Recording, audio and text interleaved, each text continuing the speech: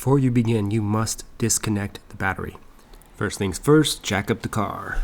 You're going to remove the 4 bolts holding this cover panel and pull it down. You want to take off this brace that's on the end of the exhaust manifold right after the precats, and it has 4 bolts here, and it has a nut behind it. Here, just 2 bolts, and there, and it has a nut behind it. It will give you easier access. I mean, still pretty easy, but easier access here to stick your arm through this spot right here.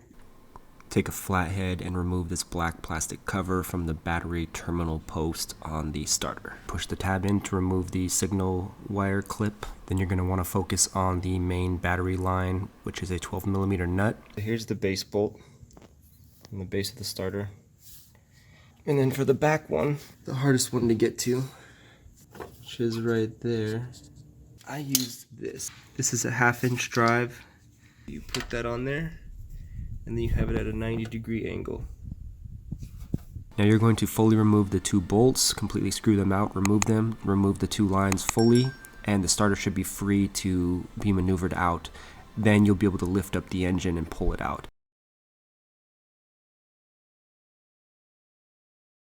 Make sure you have the car supported from other jack stands and another jack just to be safe.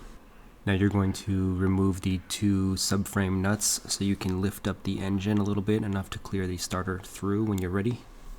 You're also going to be using a block of wood here in order to distribute the weight across the entire pan and not dent it with the metal of the jack.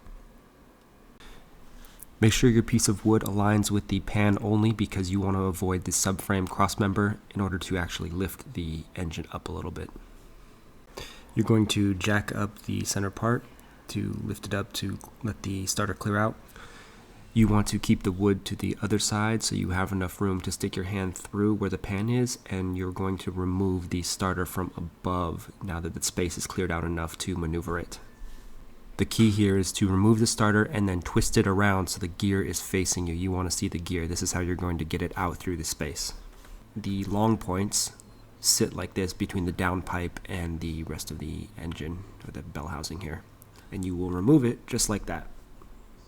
A key thing to note here is you want to raise your engine the minimal amount in order to not stress other components, so just enough to get this clear. These are the model numbers for the old and new starter. These are the years listed on the Lexus website.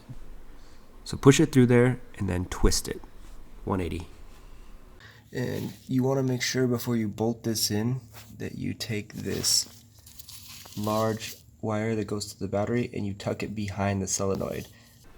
Once you have the starter flipped around and the solenoid is on top, go ahead and put the lower bolt in just a little bit so it can secure it while you lower down the car.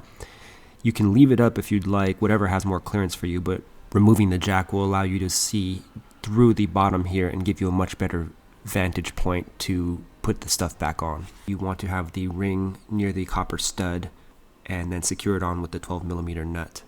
You want to finger tighten both bolts, make sure they're threaded correctly, because if they're not, that will be a huge issue later. And then go ahead and fully tighten them once both are in and the starter is seated correctly, and then go ahead and reconnect the lines and tighten the 12mm nut all the way too. So this should be completely secure from here.